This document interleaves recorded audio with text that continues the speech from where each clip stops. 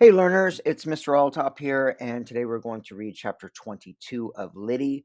Title is Farewell. Just as a reminder, in chapter 21, Lyddie had been fired from her job at the Concord Corporation for an offense called moral turpitude. Lyddie did not know what the word turpitude meant, so she had no idea why she had actually been fired. What she understands, though, is that she no longer has a job. She no longer will have a home at the boarding house, and she is also blacklisted and will not be able to get another job in Lowell. Chapter 22, Farewell. The bear had won. It had stolen her home, her family, her work, her good name. She had thought she was so strong, so tough, and she had just stood there like a day-old lamb and let it gobble her down. She looked around the crowded room that had been her home, the two double beds squeezed in with less than a foot between them for passage. She thought of Betsy, sitting cross-legged on the one, bent slightly toward the candle, reading aloud while she, Lyddie, lay motionless, lost in Oliver's world. And Amelia. Amelia would know what turpentine, whatever the wretched word was. Amelia was sure to know what it meant. She could see the older girl's eyebrows arch and her lips purse. But why are you asking? Indeed, so I can know what they charged against me. Why I've lost my job. Why I've been dismissed without a certificate. You, Betsy would laugh. Not our Lyddie, Mr. Marston's best girl. Meanwhile, Prudence would be busy explaining the meaning of the cussed word. Thank God Rachel was safe. She had a home and food and school. She had a mother. Charlie, I will not cry. She began to pack her things, stuffing them unfolded into the tiny gunny sack that had been her only luggage when she came. She almost laughed aloud. The sack wouldn't hold her extra clothes, much less her books. Well, she was a rich woman now. She could afford a proper trunk for her belongings, even if she had no place to take them. They let me go, she explained to Mrs. Bedloe. The landlady was incredulous. But why? She asked. You were Mr. Marston's best girl. Everyone said so. Lyddie gave a laugh more like a horse whinny than any human sound. Then everyone is wrong.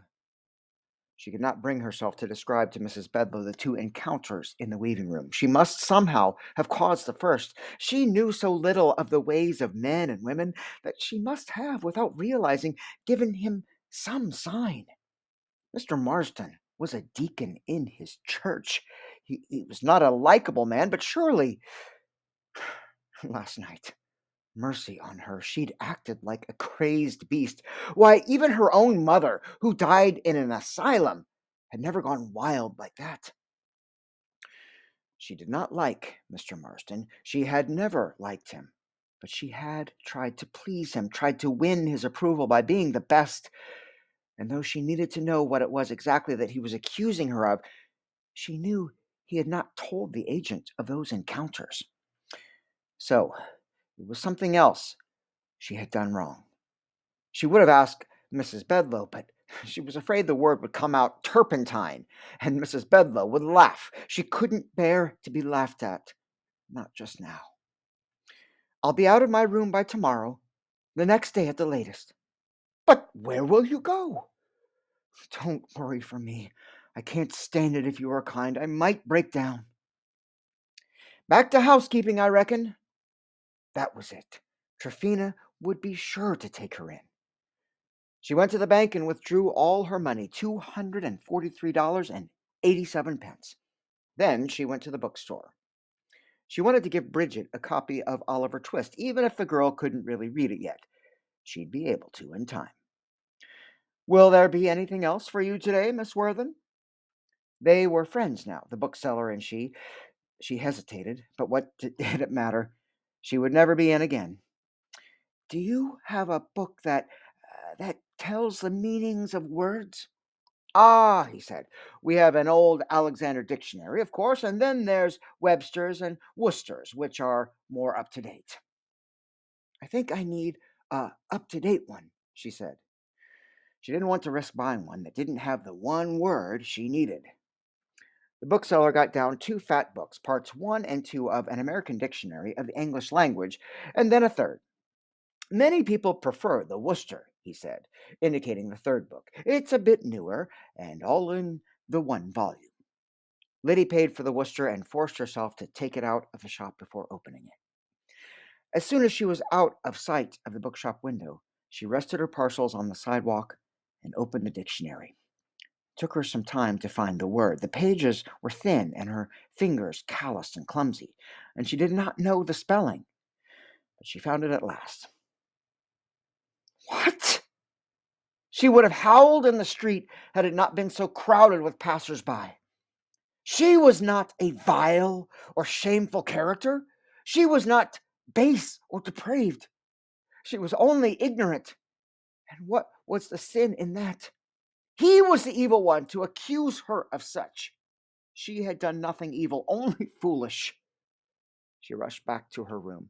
What could she do? The damage was done. If only she had known what was going on when she was in the agent's office, how that vile man was lying. Oh, the agent was quick to believe him. When I cried out, it was I who was made to seem in the wrong.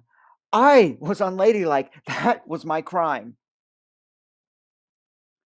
She wrote the letters in a fury, burning herself with sealing wax. Her hand was shaking so. She rushed out of the house, her bonnet ribbons loose, her shawl flying. By the time she got to the acre, she was out of breath and could hardly ask the children playing in the streets where Bridget's house might be.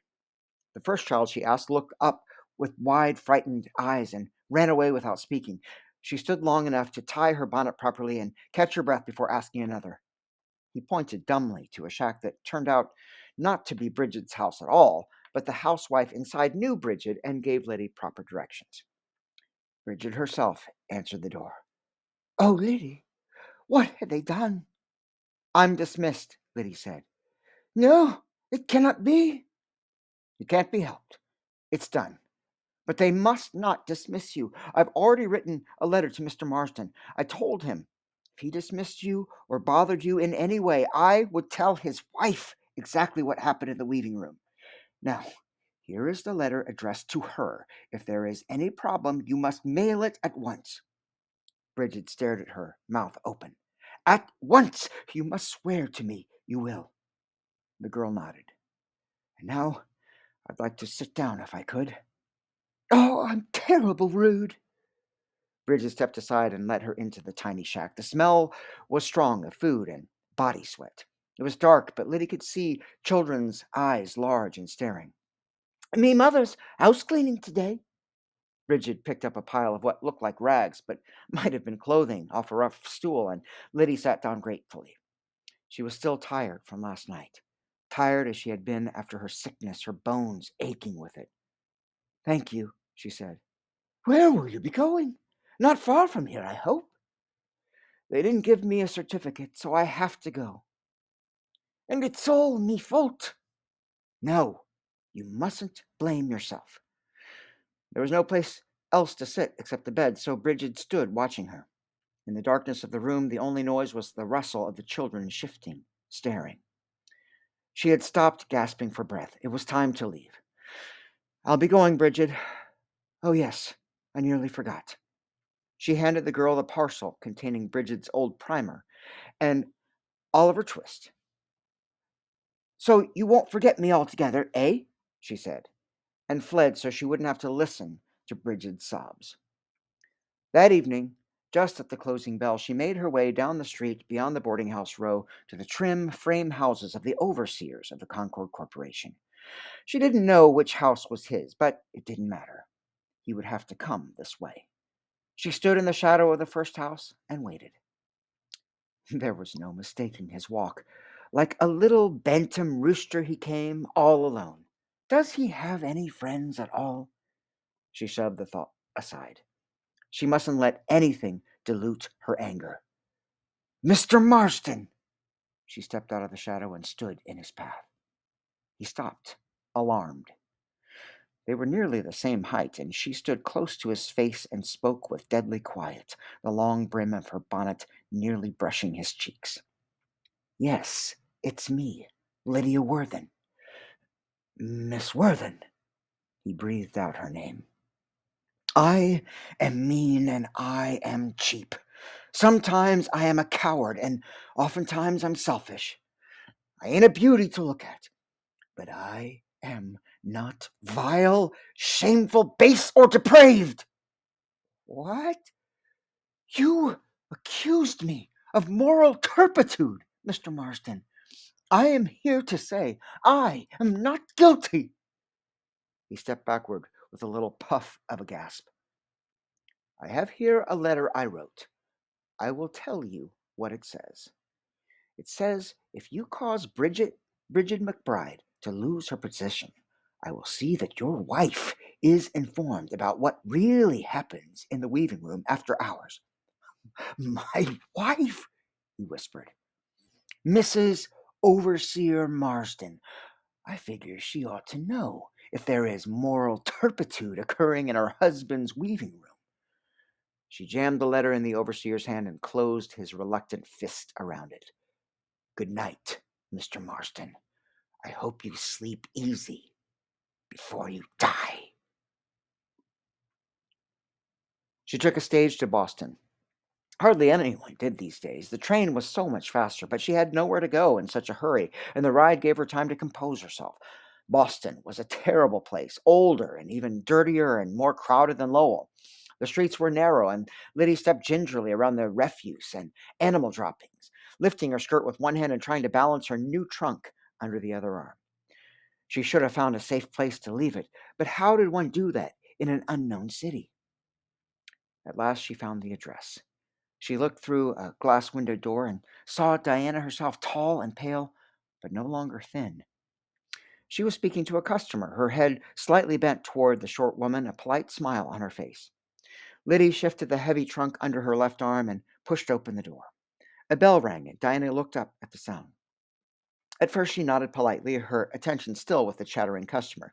Then she recognized Lyddie, and her face was transformed. Excuse me a moment, she said to the woman, and came over and took the trunk. Lyddie.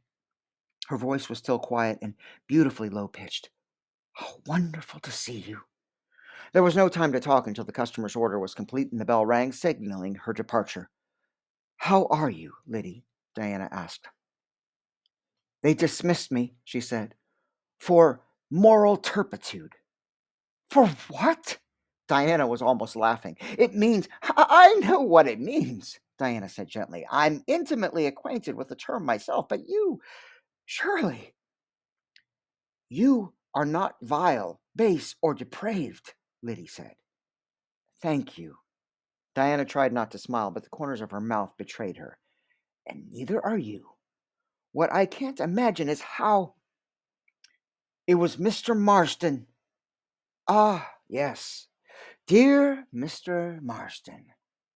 When Lyddie told the whole story, nearly crying again in her rage, she realized suddenly that Diana was shaking with laughter. It weren't funny, eh? She protested. No, no, of course not. I'm sorry, but I'm imagining his face when you pounced on out at him last night, just when he thought he'd won, when he'd rid himself so neatly of the evidence. Lyddie saw the rosebud mouth shaped into an O of fright. It was satisfying, wasn't it? And his wife is a perfect terror, but you know that. I didn't think anyone else would believe me against him. Oh, she's a terror, all right. Everyone says so. She's a fright, I promise you. She got up and poured them each a cup of tea. Let's celebrate, shall we? Oh, Lyddie, it's so good of you to come. How can I help you? But she had come to help Diana. I thought to help you if I could. Thank you, but I'm doing all right, as you can see. It was hard at first. No one seemed to want a husbandless woman expecting a child, but the proprietress here was ill and desperate for help, so we needed one another. It's worked out well. She's been so kind, and her daughter will look out for the baby when it comes. She smiled happily. Like family to me. She reached over and patted Lyddie's knee. But you understand. Lyddie spent the night with Diana. Everyone was kind. Diana had her family at last. Then why had something snapped like a broken warp thread inside Lyddie's soul? Wasn't she happy for Diana? Surely, surely she was happy and greatly relieved. You must write to Bridget and tell her you are fine, eh? Lyddie said as they parted the next morning. She can read now, and she worries. It rained all the way through New Hampshire, a steady, wearying drizzle. Lyddie rode inside the coach. There was only one other passenger, an old man who took no notice of her. She was grateful because she cried most of the way. She, tough as gristle Lyddie, her face in her handkerchief, her head turned toward the shaded window. But the tumult that had raged inside her damped down more and more as though beat into the muddy earth under the horses' hoofs. When they finally crossed the bridge into Vermont, the sun came out and turned the leafless trees into silver against the deep green of the evergreen on the mountain slopes.